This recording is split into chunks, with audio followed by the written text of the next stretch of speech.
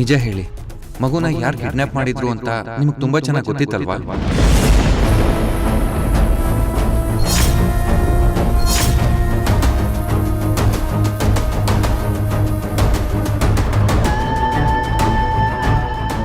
ನಿಮಗೆ ಮಗುನ ಕಿಡ್ನಾಪ್ ಮಾಡಿರೋದು ಯಾರು ಅಂತ ಗೊತ್ತಿದ್ರು ಎಲ್ಲರ ಮುಂದೆ ಅಪರಾಧಿ ಸ್ಥಾನದಲ್ಲಿ ನಿಂತ್ಕೊಂಡಿದ್ರಿ ಅಂತ ನಂಗೆ ಚೆನ್ನಾಗಿ ಗೊತ್ತು.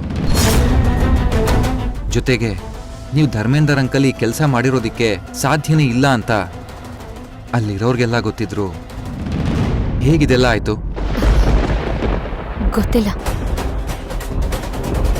ನೀವು ನಿಮ್ಮ ಜೀವನದ ಗೋಲ್ ಅಚೀವ್ಮೆಂಟ್ ಅಂದ್ರೇನೆ ನಿಮ್ಮ ಅಕ್ಕ ಅಂತ ಬಂದಿದ್ದ ರಿಸ್ಕ್ ಎಲ್ಲ ತಗೊಂಡು ಕಷ್ಟಪಟ್ಟಿದ್ದೀರಾ. ಇದೆಲ್ಲ ಅತಿಗೆ ಗೊತ್ತಿದ್ರು ನಿಮ್ಮನ್ನ ಕಟ್ಕಟೆಯಲ್ಲಿ ನಿಲ್ಲಿಸಿ ಪ್ರಶ್ನೆ ಮಾಡ್ತಿದ್ರು. ನೀವು ಯಾಕೇನೂ ಮಾತಾಡಲಿಲ್ಲ? ನೀವೇ ತಪ್ಪು ಮಾಡಿರೋ ಥರ ಯಾಕೆ ಸುಮ್ಮನೆ ಇದ್ರಿ? ಯಾರನ್ನ ಕಾಪಾಡೋಕ್ಕೋಸ್ಕರ ಇಷ್ಟೆಲ್ಲ ಮಾಡ್ತಾ ಇದ್ದೀರಾ? ಅದು ಮಗು ಧರ್ಮೇಂದರ್ ಅಂಕಲ್ ಕಾರಲ್ಲಿದೆ ಅಂತ ನೀವೇ ಅತಿಗೆ ಹೇಳಿದ್ರಂತಲ್ಲ. ಈ ವಿಷಯ ನಿಮಗೆ ಆಸ್ಪತ್ರೆಗೆ ಬಂದ್ಮೇಲೆ ಗೊತ್ತಾಯ್ತೋ ಅಥವಾ? ವಿರಾಟ್ ಪ್ಲೀಸ್, ಈಗ ನನ್ನ ಏನು ಕೇಳಬೇಡಿ. ಕೇಳ್ತಿರ್ಲಿಲ್ಲ, ಆದ್ರೆ ನನ್ನ ಹೆಂಡತಿ ಬೇರೆಯವ್ರನ್ನ ಕಾಪಾಡೋಕೆ ಅವಳು ಬಲಿಪೀಠಕ್ಕೆ ಇರೋದು ನಂಗೆ ಇಷ್ಟ ಇಲ್ಲ.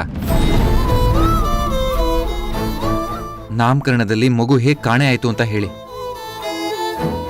ಹೇಳ್ತೀನಿ, ಆದ್ರೆ ಈಗಲ್ಲ. ನನಗ್ ಸ್ವಲ್ಪ ಟೈಮ್ ಕೊಡಿ ವಿರಾಟ್. ನೆನ್ನೆ ಆಗಿದ್ದ ಘಟನೆಯಿಂದ ನನಗಿನ್ನೂ ಆಚೆ ಬರಕ್ಕೆ ಆಗ್ತಿಲ್ಲ. ನಾನು ಹಾರ್ಷಾಗಿ ಮಾತಾಡ್ತಿದ್ದೀನಿ ಅಂತ ಗೊತ್ತು, ಆದ್ರೆ ನಂಗೆ ಬೇರೆ ದಾರಿನೇ ಇಲ್ಲ. ಅದಕ್ಕೆ ನನ್ನ ಮಗುನ ನೀನು ನೋಡ್ಬೇಡ, ಎತ್ಕೋಬೇಡ ಅಂದಾಗ ನಿಮ್ಮಲ್ಲಾಗಿರೋ ಸಂಕಟ ನಾನು ನೋಡಿದೆ. ಅದನ್ನ ನಂಗೆ ತಡ್ಕೊಳಕ್ಕಾಗ್ಲಿಲ್ಲ. ಆಗ ನಂಗೆ ಅತ್ತಿಗೆನ ಪ್ರಶ್ನೆ ಮಾಡಬೇಕು ಅಂತ ಅನಿಸ್ತು, ಆದ್ರೆ ಸುಮ್ಮನೆ ಇದ್ದೆ. ಯಾಕೆ ಗೊತ್ತಾ? ಅಲ್ಲಿ ನಾನು ಅತ್ತಿಗೆ ಪ್ರಶ್ನೆ ಮಾಡಿದ್ರು ನೀವೇನೋ ಅನುಭವಿಸ್ತಿದ್ರಿ ಅಂತ. ಇನ್ ಮುಂದೆ ಹೀಗೆ ನಿಮ್ಮನ್ನಂತಿದ್ರೆ ನಾನು ನಿಮ್ಮ ಗಂಡನಾಗ ಉತ್ತರ ಕೊಡಬೇಕಾಗತ್ತೆ. ಆಗ ದಯವಿಟ್ಟು ನನ್ನನ್ನು ತಡಿಬೇಡಿ.